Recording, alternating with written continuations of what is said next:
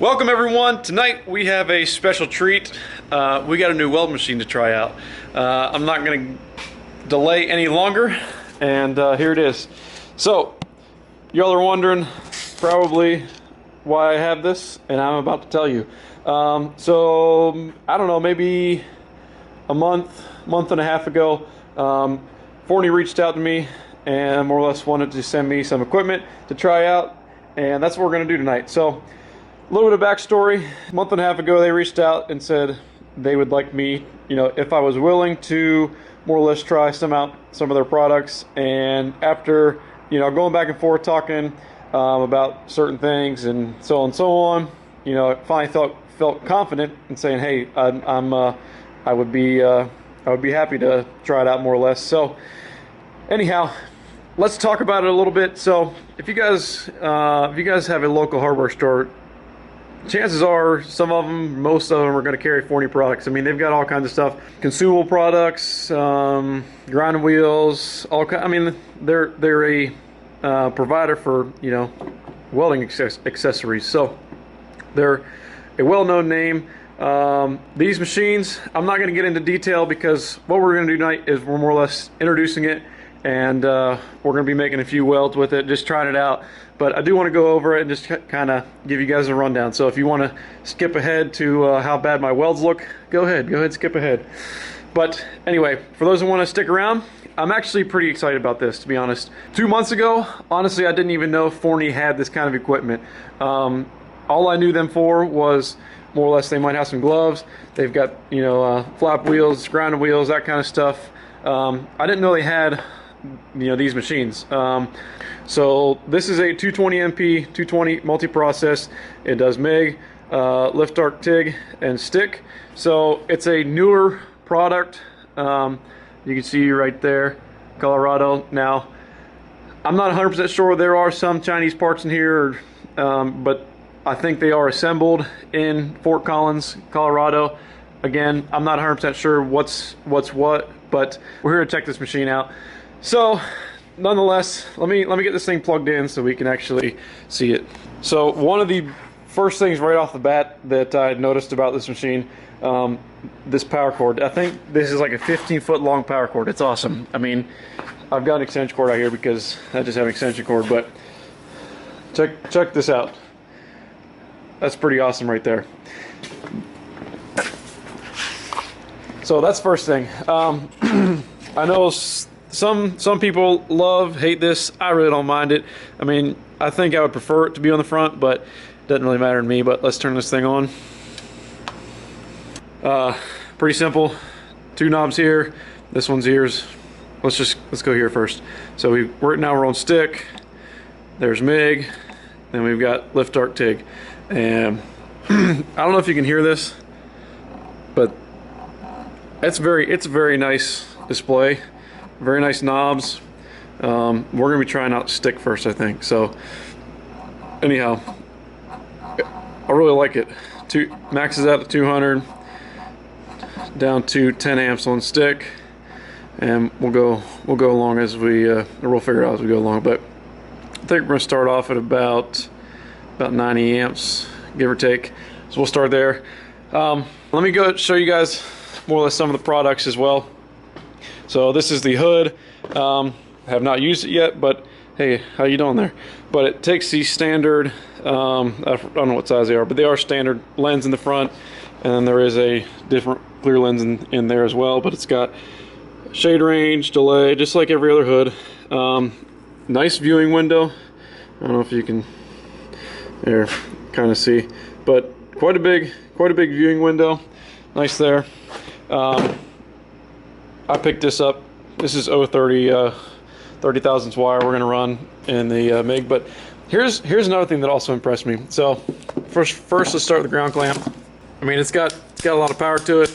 Nice. It's all I can say is it's nice. I mean, some machines, I think of more or less around this price point. I think this is very nice for what it is. But check this out. This is actually a name brand Stinger, heavy duty, 300 amp, very nice. Made in USA, made in USA. So that's awesome. And then I'm not too familiar. They sent out some gloves for me to try as well. These here also sent out a handful of these. I don't know if you guys have seen this before. I haven't, but I think it's a pretty neat idea, and I'll let you guys know, more or less as I go along what I think of them. But double-sided, 40 on one side, 80 on the other. I've got one here. This one here is 60, 120, and then I've already been using one that's a 40. I've been using to clean up stuff. And one other thing that also stood out to me with this MIG gun, you see it's got a like a swivel knuckle here. I don't know if that'll make a difference when welding or not, but I thought that was pretty interesting. Pretty nice. Now the consumables, they're actually, like, if you guys look at that, what do you think? It looks like a Tweco consumable, which it is. The Tweco style is what they call it. But anyhow, it more or less just presses on. There's no screw on, presses on. Regular contact tips. They're longer, so you have to get the longer ones. But you should be able to get these, pretty. Well, I order most of my stuff on Amazon anyway, so I should be able to get this on Amazon, no problem. And kind of like that there. And one thing that I'm not really familiar with at all is, I don't even know what style connector you call this, but I actually kind of like the idea because it's one connection for everything, where it's not a big deal to have, like on a Miller or Lincoln, you've got a separate connection for your trigger, but it's all included in this right here. So you've got, these are your contacts for your trigger, you got where your wire comes through, and I'm assuming your gas. So not familiar, but I actually kind of like that. And then also it is a multi-process. It is a 220 or 110, so that's nice. And also came with a regulator, flow gauge, whatever you want to call it, hose, and we're all set up. Did not come with wire, came with a few extra tips, but that's about it. So real quick, a few reasons why I accepted the offer from Forney. One's got to be, I've honestly been looking for something of this size and capability, meaning a multi-process machine that can do it all, that I can take two places. Yes, I do have my big 200 here, SA 200. I can take that, weld anywhere with that, engine driven, but I've been wanting a smaller MIG machine that I can more or less be portable and carry around, and not have to lug the my big MIG is back there behind the 200, but not have to lug that anywhere. So this is going to be awesome for that. Number two, I don't know how this machine's going to work for me yet. I have nothing but good expectations for it, because honestly, just by more or less how these knobs are, it looks well built. Not everybody can spend that money and buy those bigger pieces of equipment. I think we're gonna get to welding now. Gotta more or less set it up a little bit, plug in the DINS connectors, shouldn't be too hard, and we'll get to welding. So anyhow, just to sum it all up, we're gonna put this machine through its paces here, and we're gonna use it for the next upcoming projects on whatever. One of my goals, if you guys remember from a couple videos ago, I have a trailer that I'm going to be converting to a gooseneck. I want to do that with the bare necessity, bare tools, if you will, more or less. We're going to do everything stick weld. We're going to stick weld the whole thing, and we're going to use nothing but a torch and a grinder to clean everything, to do all that, to more or less show you guys that you don't need all the best tools out there to get the job done. You just need something that welds, cuts, cleans up your welds, because if you're anything like me, remember, grinder and paint make me the welder I ain't. Don't forget that. So let's get to welding, and I don't know, we'll see what happens from here. So I believe this is, I think, 15 foot too, which is nice. 15 foot lead on the Stinger, quite a ways away. That's very nice, actually. So we want electrode positive, right? Right. So we gotta switch that. No, what am I doing? Yeah. We want that right there, but we want this not hooked up because we need to hook our ground clamp into there. That's what we want. So simple enough. Like I said, we're gonna be about 90 amps. And Let's hook our ground up to here and let's get to welding. Okay, so I'm going to start on 90 amps like we had mentioned.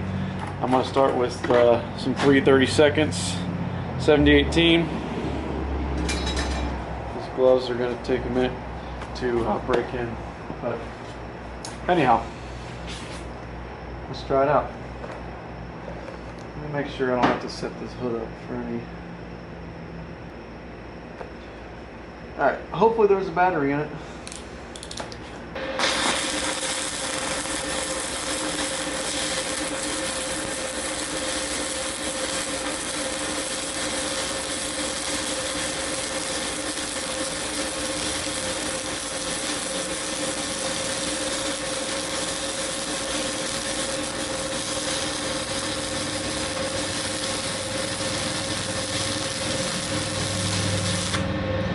You can already tell it's not, I mean it's hot enough, but for this is like 3/4 and that's a decent chunk. I bumped it up to 100 now. I'm going to go to the other side real quick.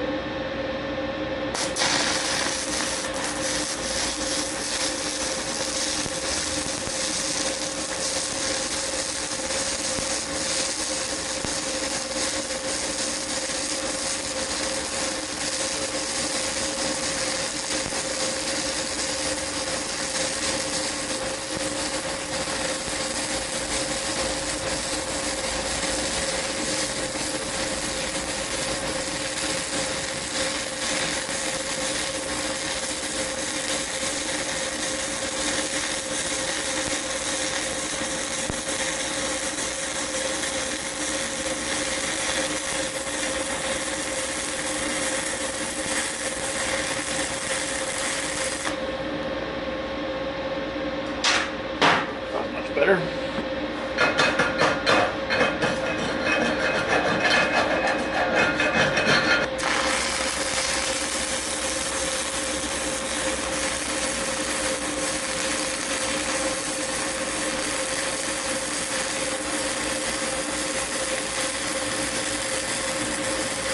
These are some 6010s.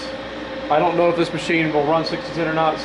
Most inverter, small inverters don't like 6010, but we're gonna give it a shot anyway. See if it'll run this.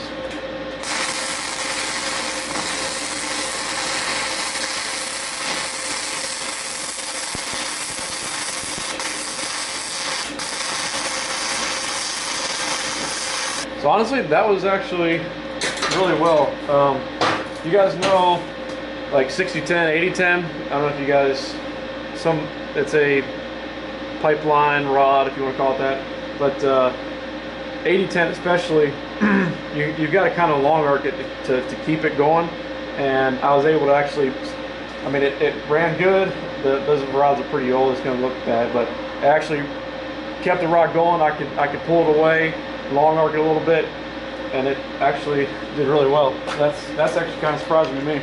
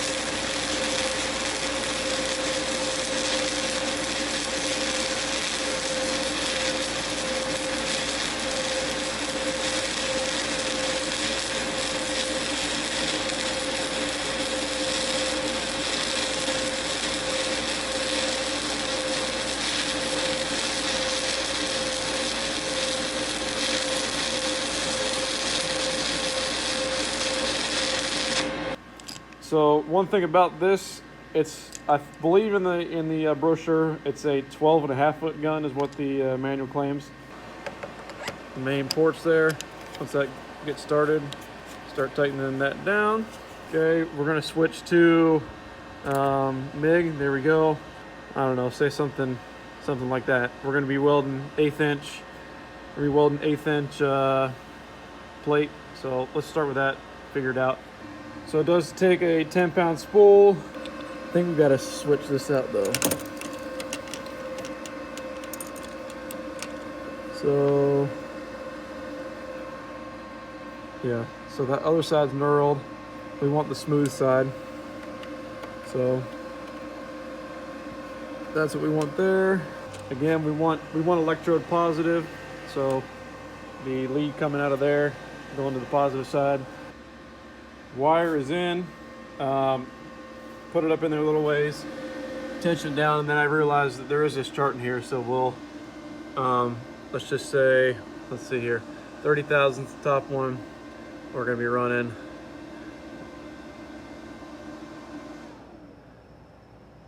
so 30 thousandths the top one there, 75/25. Come over here, let's just say we're 1/8 inch, 17.5, and we're gonna be running 17.5 to 300 to 350. So we're kind of close. We'll bump that up to 280 to start. And ta-da.